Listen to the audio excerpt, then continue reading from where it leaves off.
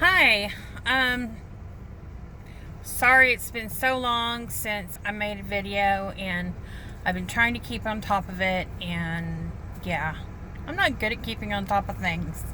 Anyway, so I've started driving for Lyft and Uber.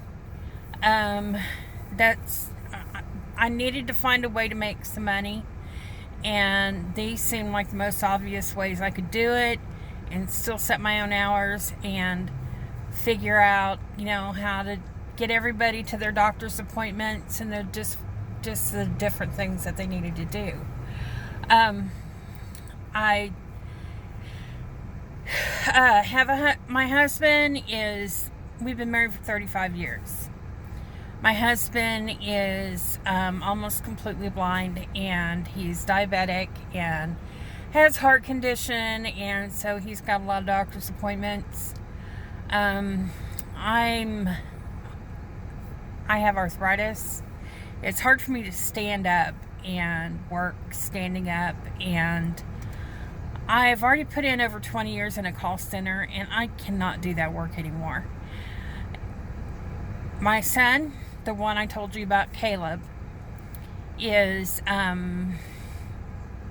he doesn't drive yet, and he's looking for a job, and so I've had to take him places too, and we only have the one car. So this is my job, and so far I like it. I've been doing it since last Friday. I've already made about $100 and some odd dollars doing it. I took yesterday off, so it's just a few hours a day, and it actually gives me some quiet time. I like that. I can sit here and just just be quiet. I can listen to the radio, I can read, I can pray, I can do whatever it is to get myself calm and whatever. We have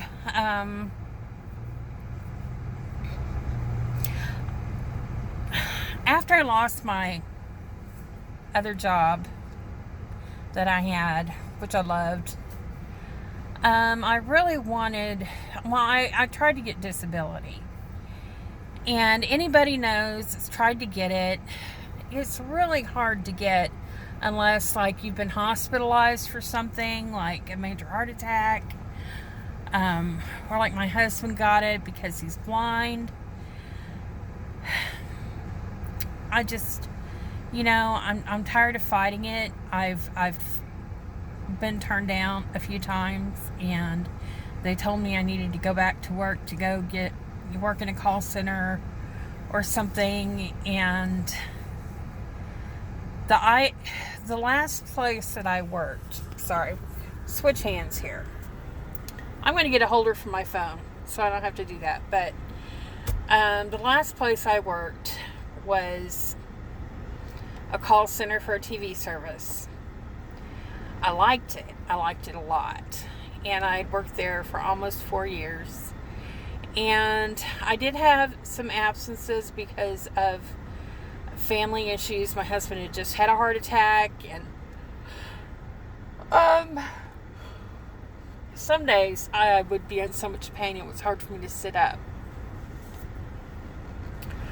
So I would take a day off. Well, things happen. I mean, you do, when you have circumstances like that in your life, if you don't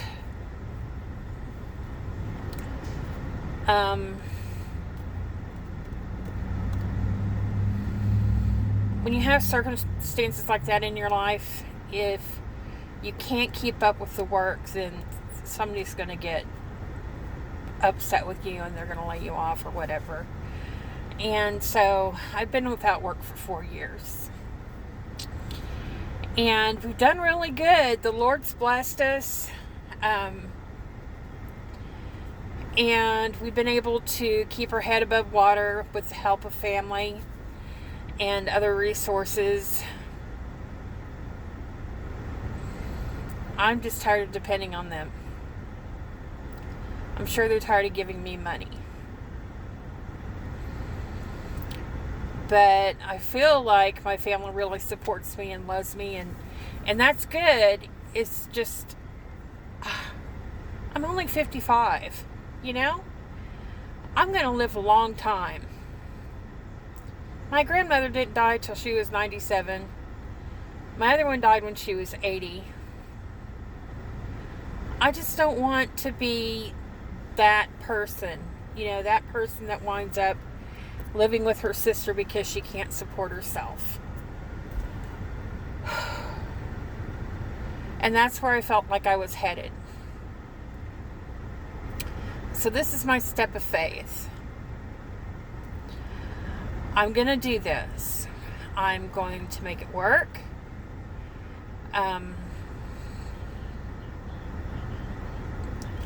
You know, it's part of, sorry.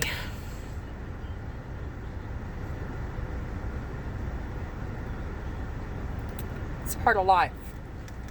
You know, we live in the earth, we live on the world. It's not perfect because of sin. And it's not going to be perfect until Jesus comes again. So,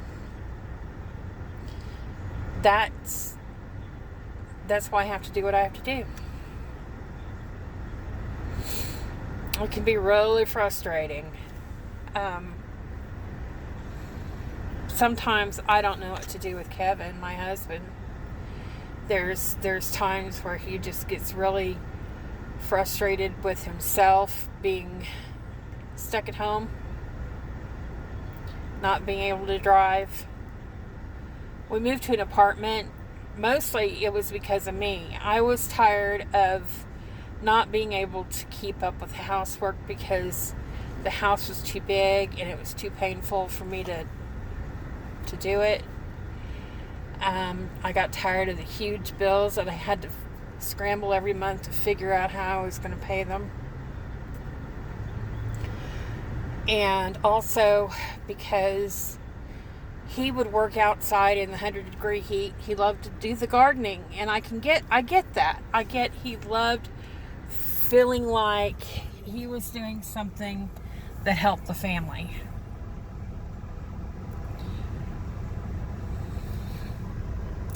Hang on, I gotta tell my son.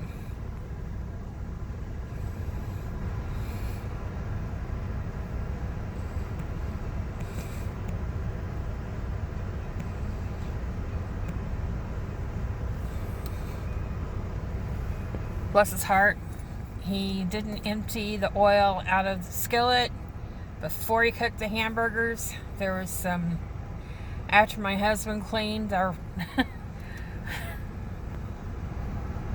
after he cleaned the skillet, it's, you know, cast iron, he put, I think, a 1/4 inch of oil in the bottom of it. It's totally unnecessary to do it that much. But he did it. It's been sitting in there for a couple of days. I didn't even think they were going to cook hamburgers today, and I didn't even think about them using that big skillet. And then Caleb sent me a message that there's oil all over the floor because he didn't have a lid for that skillet. So I guess they're going to eat oily hamburgers. Praise God. It's just one of those things. Oh, here's my next ride. I'll talk to you guys later. Bye.